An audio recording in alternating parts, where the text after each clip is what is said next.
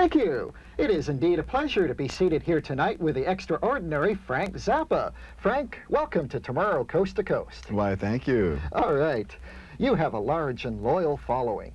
But for those who are not all that familiar with you, how would you describe your work? It's entertainment. Mm-hmm. It's specialized entertainment. Specialized entertainment. For what specialty? For people who are tired of other types of entertainment. We have specialized entertainment. Mick Jagger once said that if he were doing Satisfaction at the age of 40, he would kill himself, and yet you keep on rocking and rolling. I make no bones about the fact that I am 40 years old, but I don't have any suicidal tendencies, and I like what I'm doing, and since I've been doing it a long time, I had a lot of practice, and I'm real good at it. Have you felt a necessity to change the music over the years? I change the music every year because the band changes every year. We audition every year, usually in June, and people from out of nowhere can get in the band and wind up touring and making records.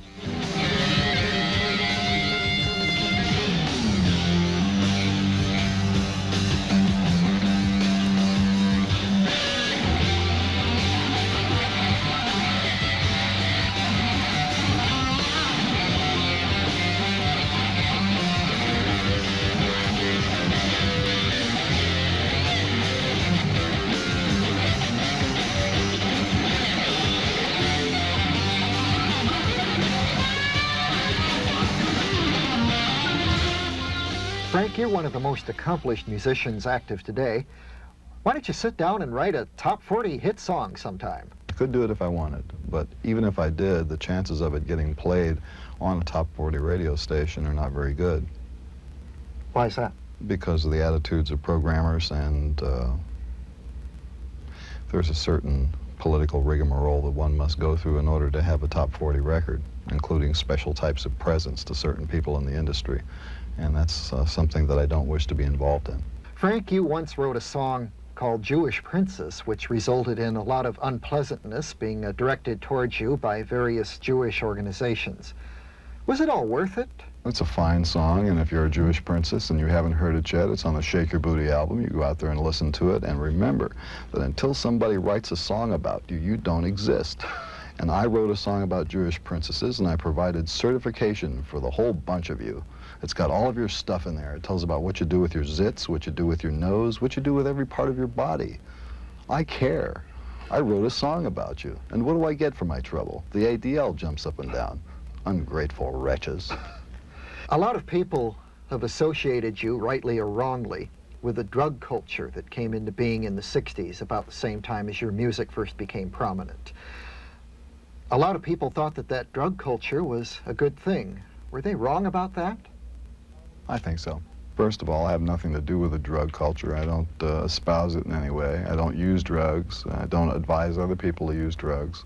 And a lot of the things that I think are wrong with the society today are a direct result of people using drugs. It's so prevalent that if you don't use drugs, people think you're weird. I understand that you're about to have an article that you wrote printed in High Times, a leading magazine of the drug culture. This would be the second time that they've had something in their publication. Do you feel any remorse about dealing with them? Not at all, because the first thing that was printed in there was an article about my views on drugs, and what a better place to put it than in a publication that goes directly to people who crave drugs. And in this article that I had in there before, I expressed all the reasons why I didn't care for drugs, drug culture, and so on and so forth. And this present piece that they're going to be running deals with things of a sociological nature that might be useful for the people who already use drugs to see another point of view. I mean, basically that publication is it's pro-drug, and the people who read it are getting only one side of the picture, and I think that it's fair and also interesting that the publication would include other points of view. Back to music. You've assimilated a lot of different styles of music into your own work, such as classical and jazz and rock and roll. But I've read that R&B is really your favorite. Is that true? Yes, that's very true. Why? I just like the way it sounds, just like I like a cup of coffee, and I like rhythm and blues. And it's very rare to find people who appreciate that kind of music. I mean, what most people today know about the music of the 50s is all sha-na-na derived, sort of freeze-dried, and very, it's been tidied up quite a bit, but I like the old rough stuff. You've often talked about the difference between white people's music and black people's music. Which kind is yours? Well, most of the black people's music of the 50s I enjoyed. A lot of the black people's music of today I do not enjoy because it sounds like white person music to me. It has white person values and it has white person commerciality to it. What do you see as the white person values? Anything that reminds you a little bit of Pat Boone. If you can hear a white buck shoe in the background someplace, or a leisure suit, you know, that's what I mean. Frank, let's break for a commercial message. When we return, I'd like to cover some territory that may be quite new for even the Zappa watchers in our audience, Frank's work as a filmmaker. Stay with us.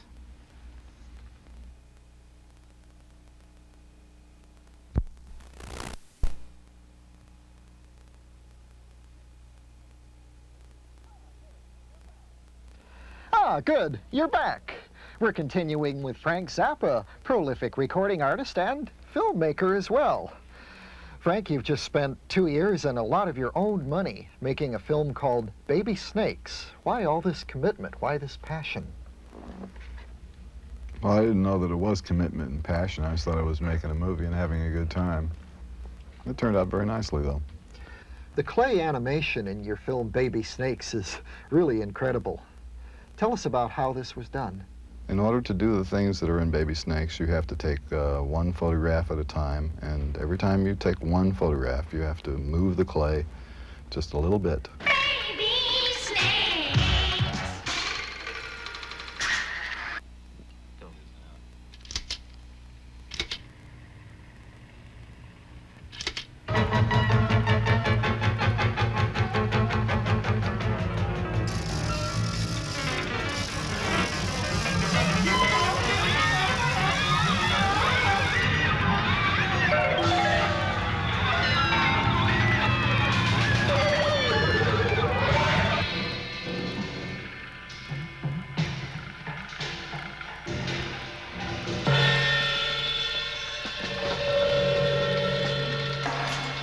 Did you make this film with your audience in mind, with commercial success in mind, or are you... No, I do them with an audience in mind, and Baby Snakes was designed specifically for the people who already like the music that we do.